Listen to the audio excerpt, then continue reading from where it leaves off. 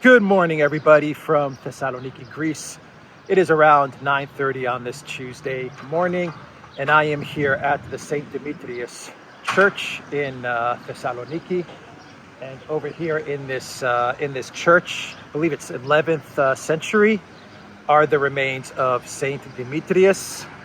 And if you go down here, actually we'll walk down here as we talk about some news stories. If you go right down the hill, you get to the Roman Agora, the Forum, and Marketplace, which is right down the street here.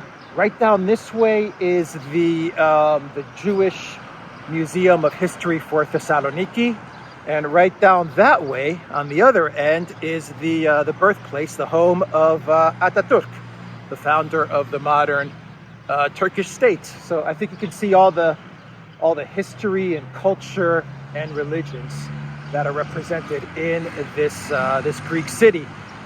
But we're here to talk about the news. So let's talk about the news. And we're going to need to talk about, let me just grab a quick seat right here, and then we'll do a little walk right here. And we're going to need to talk about what's going on in Donetsk, the shelling in Donetsk, the recent statements from Elensky, which are connected to the shelling. We'll talk about NATO and Turkey. And we'll discuss, what else will we discuss? Some statements coming out of Mexico. We've got some statements coming out of France and Poland with regards to weapons and the military-industrial complex. And we'll do a good clown world. And maybe we'll talk a little bit about Russia and oil and India as well. We'll try to cover a lot of topics today. And the Biden White House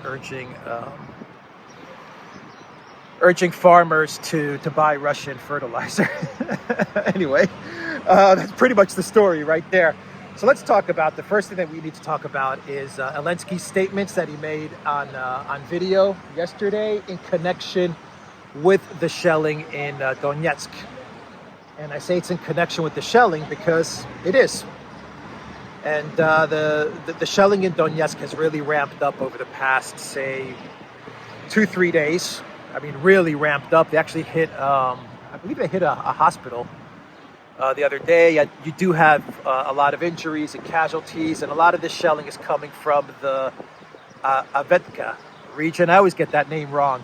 But it's this well-fortified area just outside of the DPR, and the Ukraine military is pretty well entrenched there, and they got their artillery, and they're shelling Donetsk, the city center, and the city outskirts, and they're shelling it now on a regular basis. And we're talking a lot. I mean, I've read reports of just a lot of artillery being sent into the city center. You have to wonder, all the weapons that NATO is sending, are they really going to the front lines in Donbass to fight the Russians, or are they going to this fortified city on the outskirts of the DPR so that they can just shell the city and shell the civilians? And the Russians have not. I think I said this in a video like about a week and a half ago when I was in Athens. The Russians are aware of this, and Pushilin from the DPR, he has come out with a statement asking the Russians to increase their troop size and to create another, to open up another front with regards to this area so that they can push Ukraine out of there and stop the shelling. I mean, I understand all of that, but right now, I think that the Russians, maybe they will send troops there to take on this well, and I'm talking a well fortified area where Ukraine is shelling Donetsk. Maybe this will happen, but I just think right now that the Russian military is just sticking to the plan that it has in place, and I believe that anyone that looks at a map and has seen how everything has unfolded over the last 3 months, there's no doubt that the Russian military has a very well thought out, like meticulously thought out, strategically thought out military plan that they're putting into place. I mean, like scientific level, mathematical level plan that they've thought out. I'm not saying that things don't go wrong and surprises don't happen. You know, every day in life, when you wake up in the morning, you have a plan and you may have a checklist. I'm going to do A, B, and C. And certain things happen that may knock you off stride, but eventually you complete your goals. I think that, you know, the Russians, they have a specific plan and goal in place, and we've been seeing it unfold over the past 3 months, and we're seeing it unfold. Now, when and if that plan, I'm not even if, when that plan starts to address this area that is shelling Donetsk, I don't know. I don't know if the Russians may push that up on the strategy list, or if they're going to say, you know what, just we have things under control. It's what's happening is happening, and it's terrible, but we're going to get there sooner or later. First, let us deal with Lugansk and Severodonetsk, which has now become like a mini Mariupol, and Slaviansk, which is the main battle that is shaping up right now. So, I mean, Pushilin and the DPR officials, they're urging Russia to do something, and I understand the reasons why. I think all of us that watch this understand the reasons why, but we're going to have to wait to see what the Kremlin decides. You know, statements coming out of Pushilin's office, or Pushilin himself, they say the enemy has literally crossed all lines. Prohibited methods of warfare are being used. The residential areas and the central districts of the city of Donetsk are under artillery shelling. Other cities and towns of the DPR are also under fire.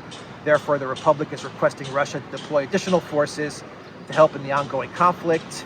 Pushilin said an understanding was reached that all necessary additional forces of allied troops, primarily of Russia, will be deployed, he said. So, you know, one of the tactics that people say the Ukraine military that is shelling Donetsk, one of the strategies or tactics that they may be employing is to try and shell these civilian areas so heavily that you can pull some Russian troops from, say, Lugansk, Severodonetsk, Lysychansk, the advance towards Slaviansk. You can pull some of the resources there and divert them to this Avetka region, this city that is shelling the Donetsk, this town, this area that's shelling the Donetsk city. That may be one of the strategies to try and divert and pull resources away from the Lugansk area into this region. That may be. I personally, and this is just my thoughts on this issue, I think that the Elensky regime hasn't. I don't think they've seen it in that type of strategic way. You know, let's use all these weapons coming from NATO to shell Donetsk, and then we'll pull resources away from Lugansk and these areas and divert Russian resources down here. I don't think that's what they're doing. That's my own opinion. I actually believe this is just more of the Elensky regime kind of taking the NATO weapons and doing what they know how to do. You know, the Elensky regime, what they know how to do is to bomb Donetsk. That's what they've been doing for the last 8 years, and they're just kind of falling back on what they know. As you lose, I just have this feeling that as you lose in life, in general, in life, in work, in anything that you do, as you're losing, you tend to fall back on the things that you know. You know, you fall back into your, I just don't have a word for it, your comfort zone. And I just think that the Elensky regime and the Ukraine military is just kind of falling back on what they know. They can't fight the Russians in Donbass, in Lugansk and Slaviansk and these areas. They're losing badly. We know the numbers. We've gone over the numbers. And I just believe that they're saying, you know, send the missiles, send the weapons, or send a good portion of the missiles and the weapons. Just send them to this area, and let's just do what we've been doing for the last 8 years and just shell Donetsk. I think it's like that's simple for them. And I believe, you know, while we're talking about, you know, the Elensky regime doing what they know and just falling back on the things that they know, by doing this, you can have Elensky coming out and giving his video PR talking points. And that's the other thing that they're falling back on. So the Elensky regime, as it's collapsing, as the war is going badly for them, as the United States, the EU, NATO, as they're all looking for a way to ditch Ukraine and to get out of this mess, the Elensky regime, they say, you know what, let's just go back to shelling Donetsk.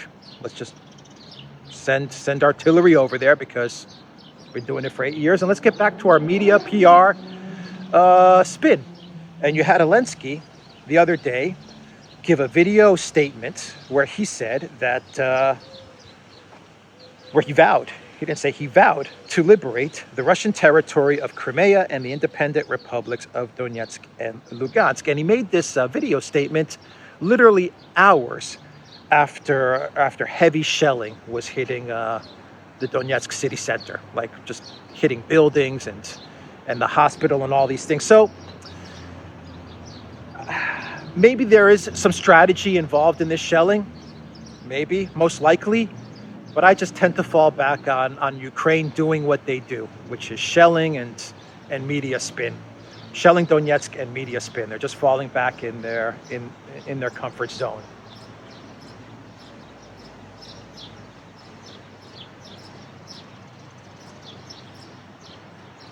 And I say that because, you know, they're losing everywhere else, so they're just trying to find small little tactical wins here and there, small little talking points.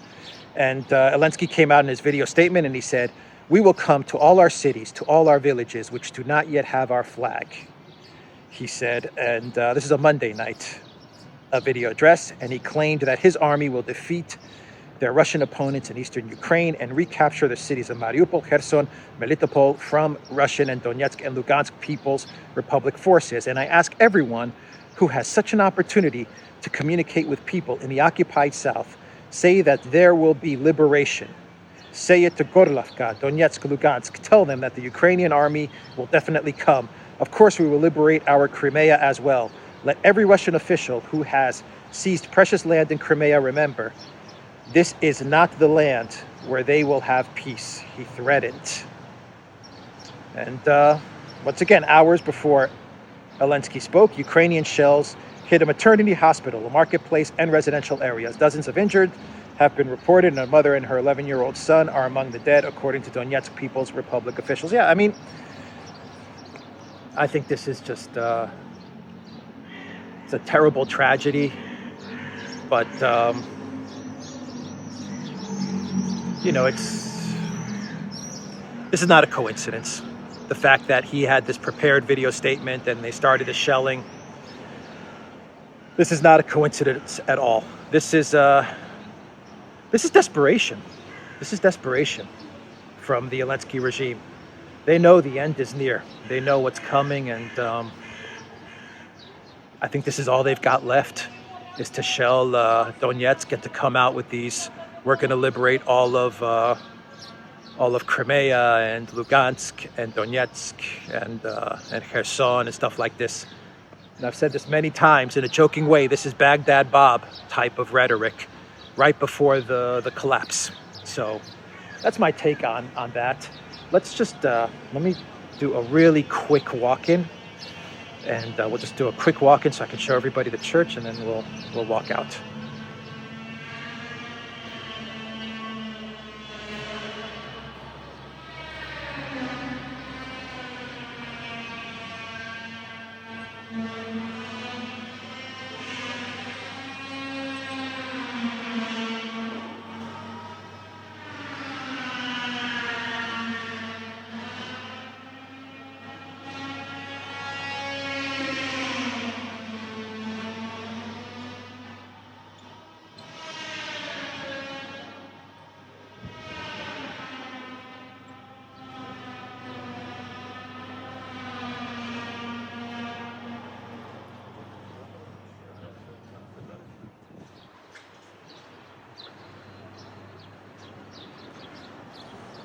Okay. I just wanted to give everyone a quick look into this this church here. So let's talk then about what should we talk about now? How about let me just do a quick summarization as to what the Mexican president said with regard to NATO and the proxy war. And I repeat myself, all these weapons that are being sent to Ukraine, you would think that if the Ukraine military were thinking strategically, they wouldn't be using all of these weapons so that they could shell Donetsk, which doesn't give them any, there's no strategic reason to do it. You know, you would think that these weapons would be going to the front lines to fight the Russians, but they're not. These weapons, a lot of these weapons are going to shell civilian areas in Donetsk. Anyway, just let's get to Mexico. Let's get to Mexico. The Mexican president, who is, I'm telling you, I'm liking Obrador. I don't know much about his domestic policies, but his foreign policy is pretty bold. I think he senses, I think Obrador also senses that, you know, Mexico's time is coming. You know, their time to break out and to really assert themselves on the world stage is coming. I don't know, that's the sense that I get. But I lived in Mexico, so I have a bias. I have to admit, I have a bias and a love for Mexico. But the Mexican president said this. He said, "How easy is it to say, here, I'll send you this much money for weapons? Couldn't the war in Ukraine have been avoided? Of course it could." That is from Obrador. He also said the U.S. NATO policy is tantamount to saying, I'll supply the weapons and you supply the dead. It is immoral. That is coming from President Obrador. Fantastic statement from the Mexican president. Keep in mind that he also pulled out of the Latin American summit that was going to be taking place, I believe, in Los Angeles, because the U.S. didn't want to invite Cuba, Venezuela, and I believe Nicaragua. Am I missing a country? I believe those are the countries that the U.S. did not want to invite.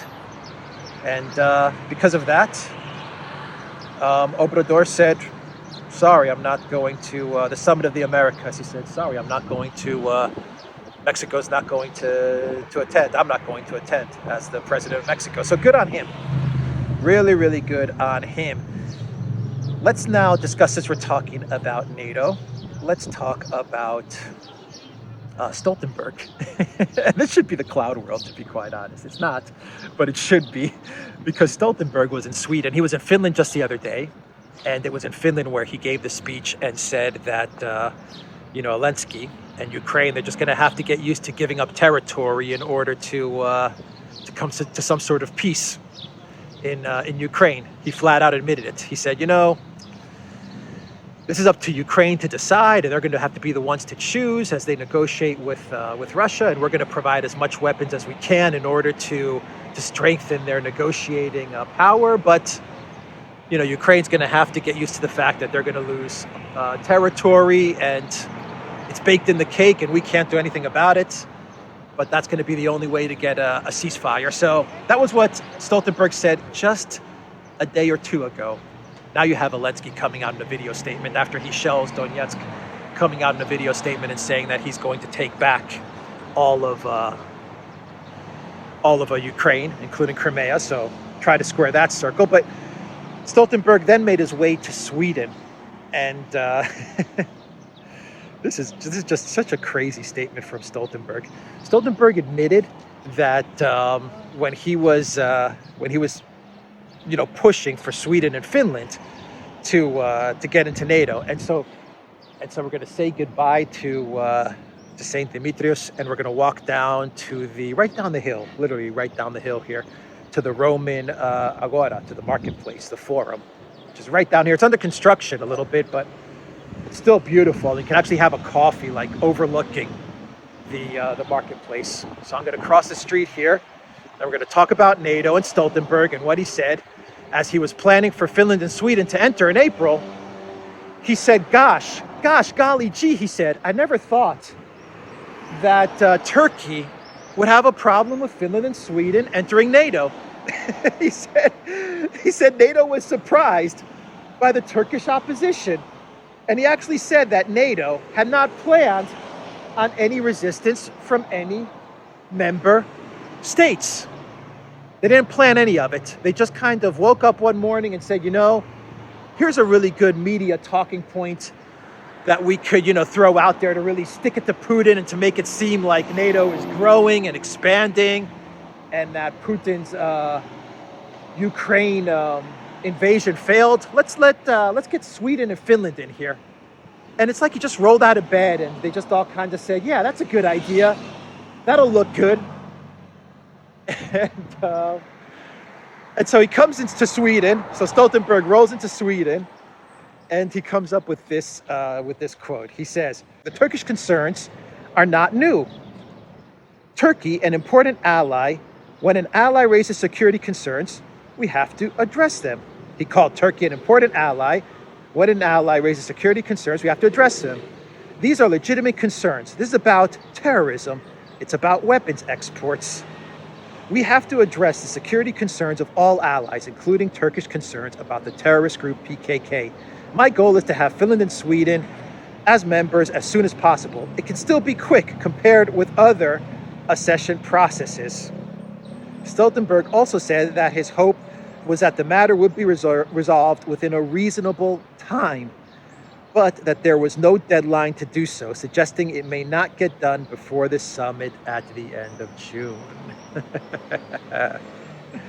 So yeah, you can read his statement to the Financial Times, and as he's in Sweden, meeting with the Swedish head honchos, talking up NATO and talking up their prospects to NATO, probably trying to calm Sweden and Finland down because they've made such a massive and epic strategic blunder with their applications to NATO and their quick pass into NATO, that I bet you Stoltenberg was there to calm them down and to say, look, we're going to have to give Turkey something.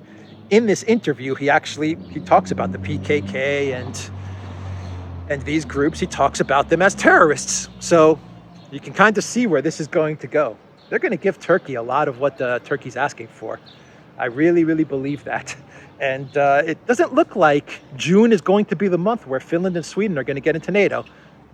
That's going by Stoltenberg's statements here. I'm not saying that's going to be the case. Turkey may get everything they ask for real quick and they'll vote yes, but Turkey may vote no if they don't get what they're asking for. So Stoltenberg is basically saying we had no plan.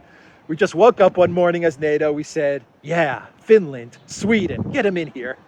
And we didn't think about what the other members might say about this.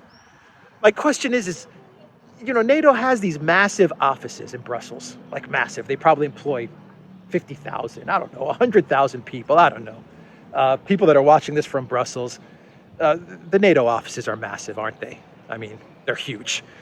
And you have all these people and these think tanks around NATO and the think tanks in DC and all of these NGOs, all of these people, hundreds of thousands of people, which are working for the military alliance or connected to the military alliance.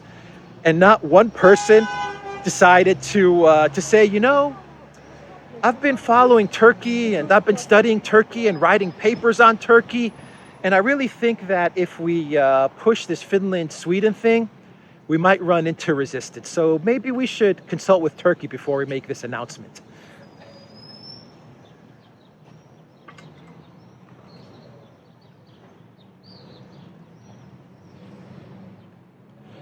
No one in NATO, in and around NATO, thought about that. No one? Anyway, that should be my cloud world.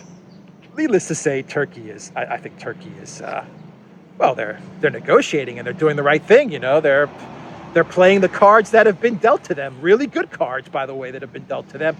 Turkey didn't ask for this. This fell in their lap, and they're making the most of it. But I also believe that Erdogan, deep down inside, is also having fun. He's having fun with this. So let's, what else should we talk about here? Let's discuss the military-industrial complex and NATO.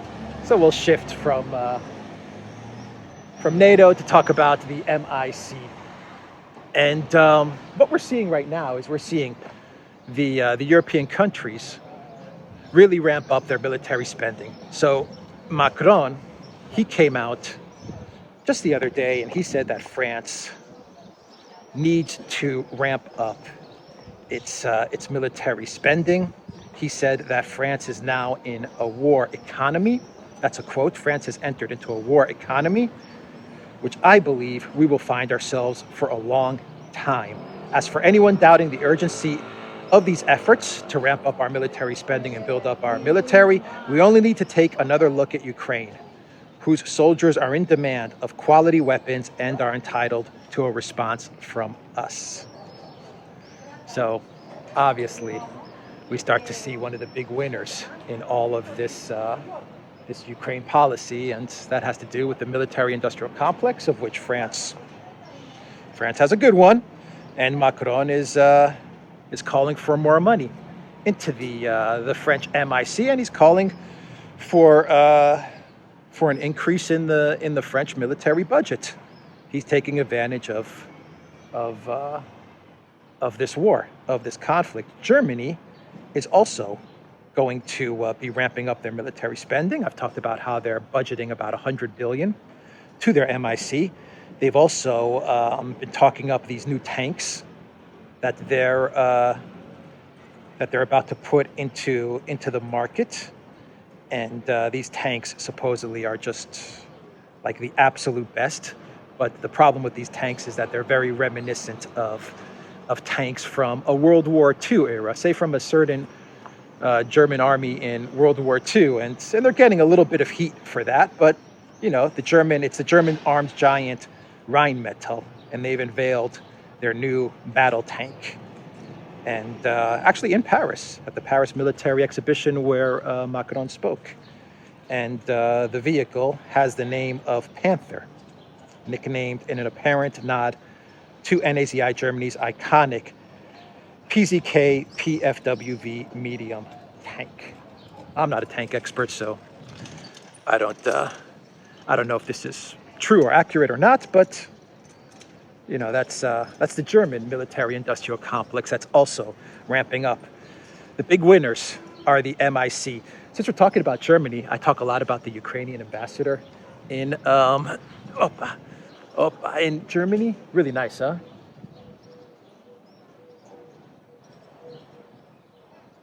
So I talk a lot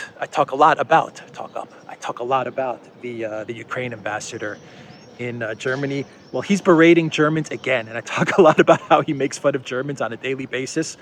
And some people say, you're exaggerating, Alex. He doesn't really make fun of Germans on a daily basis. Well, no, he makes fun of the German government.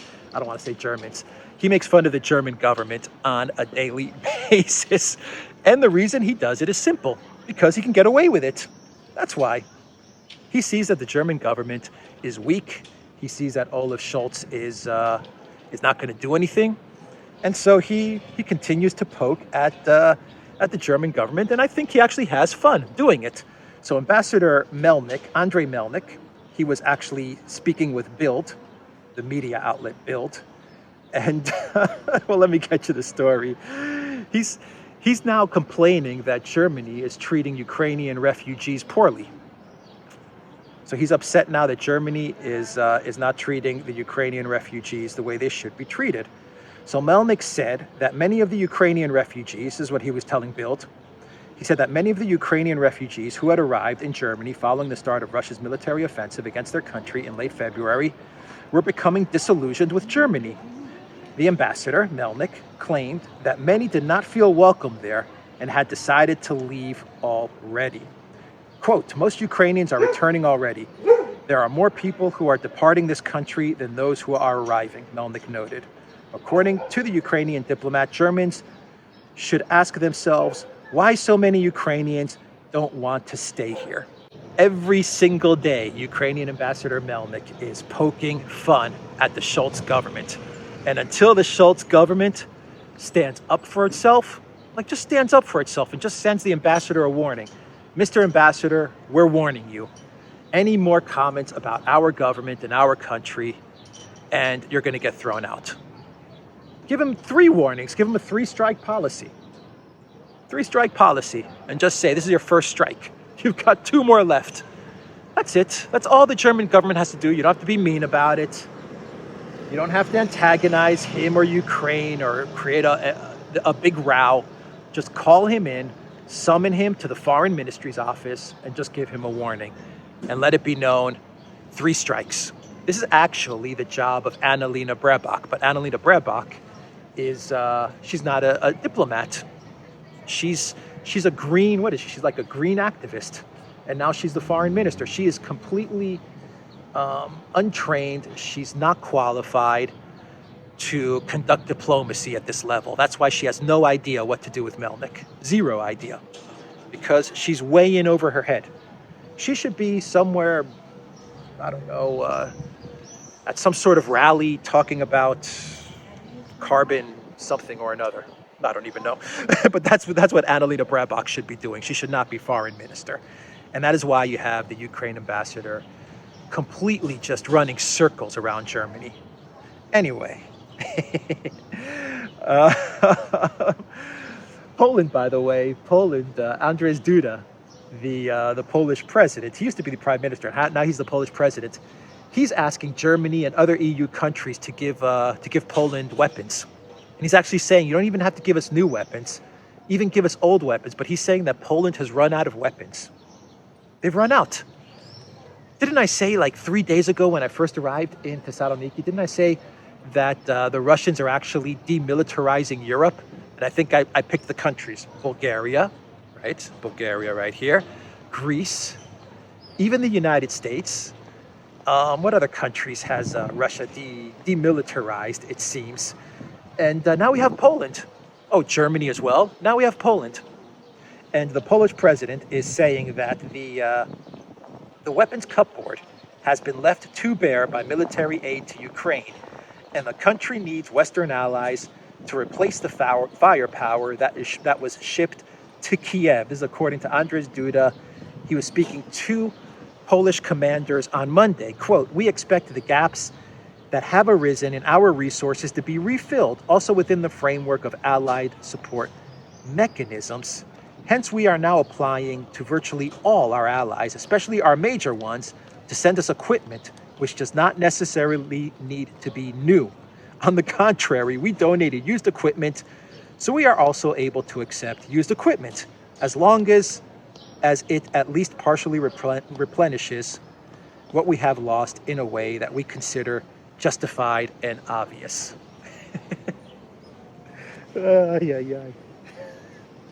Well, maybe you shouldn't have sent all those weapons to Ukraine, which are now not being used to fight the Russians, but are now being used to shell civilians in Donetsk. Maybe Mr. Duda should have thought about that, but no, he didn't. And now he's asking for weapons. And, well, those German tanks, those new Panther German tanks should be ready by 2030, I guess. So you can wait until then. The U.S. is out of Stingers. The U.S. is out of Javelins. Let me think. Who can Poland go to in order to get weapons? I know. You can get Javelins from the DPR, from Donbass. The Russians. I hear they've got an oversupply of Javelins. Maybe Duda should make a phone call to Putin and say, hey, Vladimir, listen, we've sent all our weapons to Elensky, and now we need some Javelins. I hear you guys have thousands and thousands of them. Can you float some our way? This is just it's so reckless. They didn't plan for any of this, They just wake up in the morning, our smart elite leaders. It's like they just wake up one morning and they say, yeah, let's just send 100 Javelins to Ukraine. Let's just do it. I'll be able to tweet about that, and I'll get a lot of followers, and it'll be cool. I mean, literally, I think this is like their way of thinking. This is their line of thinking. Is this something that I can virtue signal tweet about, and is this going to make me look cool? Yeah, then send those weapons. Oh, but their commanders are probably saying, oh, but Mr. Duda, we're going to, you know, put our country at risk because we're digging into our stockpiles. It's okay. I need to tweet. It's okay. We'll find the weapons somewhere else. I just really need to send this tweet and look like I'm, you know, part of the EU NATO club.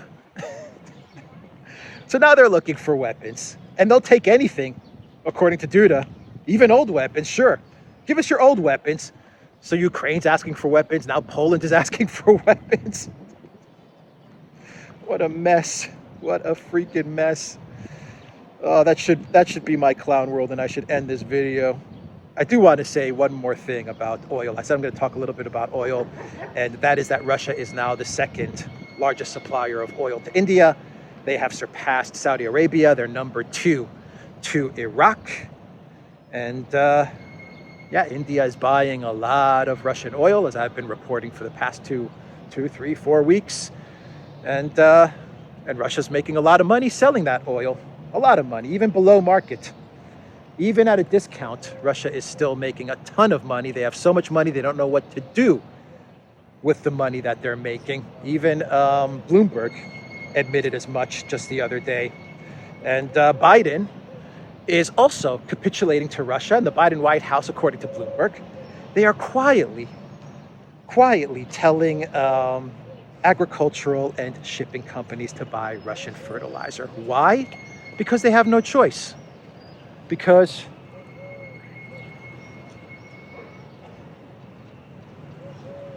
hold the line. I just stood still as the pigeons came at me.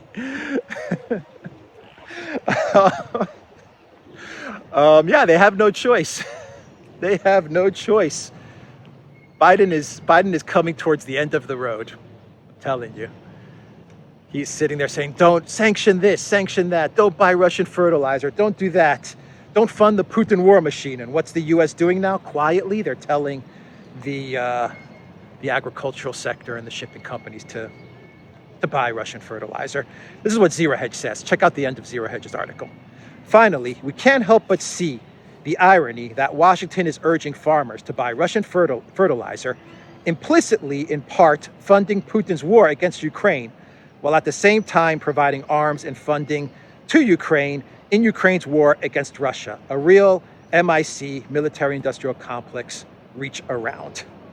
Those are Zero Hedge's words, not mine. This is a beautiful, beautiful gardens, huh? Nice church right in the center of the city, nice gardens.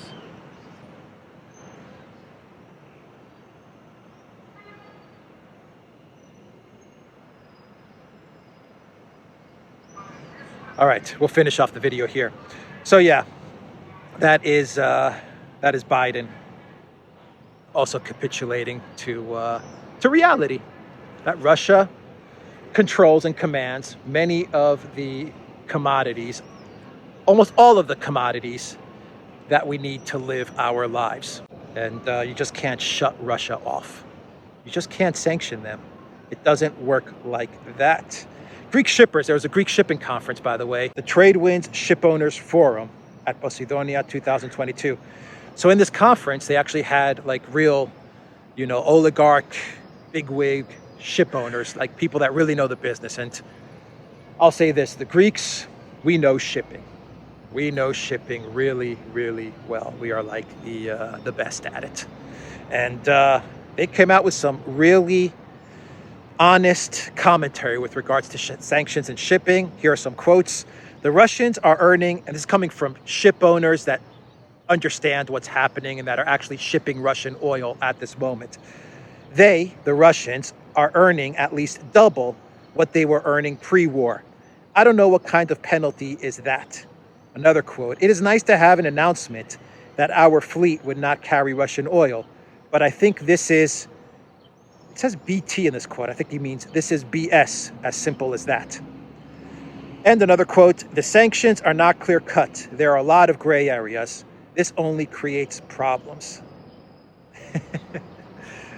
Yeah, it says here, some of the remarks were not amenable, prompting a reaction from the EU. Yeah, I'm sure the EU was upset that like people with real business skills and people that are really in the game are telling the truth about what this oil embargo and this sanctioning of insurers for shipping tankers and all this stuff, that they're actually telling the world the reality of the situation, while the EU officials are pretty upset because they don't like to hear reality. They like to hear Twitter, fantasy, la-la land stuff. Twitter virtue signaling, la-la land stuff. Anyway, that is, I think that's it for this video. And I'll do a quick clown world. Let me see, do I have anything else that I want to talk about? No, we'll do a quick clown world. And I was thinking of actually doing a clown world about the Ukrainian fragrance. I think it's coming out of a company in Canada, and it's going to be this new cologne perfume with the scent of Ukraine, like Slava Ukraine, Slava Ukraina perfume and fragrance. And I thought that would be a good clown world, and I guess we could call that a clown world. But let me do a second clown world, which has to do with Olaf Scholz's plan to feed the world. He's saying that Germany has figured out a way to get wheat and grain to the world markets so that Germany can prevent mass starvation and a famine catastrophe. He said that the German authorities are working at full speed so that grain from Ukraine can be transported by rail in order to prevent famine worldwide, said Michael Thurr, a member of the Bundestag, and the government's commissioner for railways told Germany's Handelsblatt newspaper on Sunday to facilitate the creation of a grain bridge. Berlin is mulling setting up a special fund to purchase wagons, as well as providing an export credit guarantee to carriers. The paper wrote additional assistance could be provided to transfer terminals at the Ukrainian border because the country's railway network uses broader gauge than neighboring nations. German officials believe up to 10 million tons of grain could be transported out of Ukraine by rail. So they're coming up with this really elaborate, interesting plan to get grain and wheat out of Ukraine, out of the ports, via rail, transported on wagons, and into Europe. And this is going to, this is it. This is going to save the world. It's going to feed the world. And they've got this whole plan. They're going to fix the railways and fix up the length of the railways and create funds to give money to companies and suppliers and wagons, all of these things. And they're going to make it happen. And I just think to myself, I say, okay, great, you're gonna do all of these things, right? You got this awesome, super duper plan, and Olaf Scholz is going to be seen as the man that saved the world from hunger, right? That's going to be Olaf Scholz's claim to fame. But I just think to myself, I've got a much easier plan, like really super easy. Instead of doing all of this to try and get grain out of Ukraine, why don't you just lift sanctions on Russia and Belarus? Why don't you just lift sanctions on them? Simple. Really, really simple. That's all you have to do. No. We need to create funds, and we need to do this and that, and create funds to purchase wagons and all of these different things. Which just means more government, more corruption. Just the clown world. Just lift the sanctions. Problem solved. There you go. Anyway, I'm going to end the video there, everybody. And check out the Duran.locals.com. Check out Alexander's channel. He is doing great analysis every day on what's going on in the world. And check out, what did I say? Did I say check out the Duran and Alexander? Check out the Duran channel and check out Alexander's channel. Great analysis on what's going on in the world every day. And I am signing out from Thessaloniki, Greece. Take care.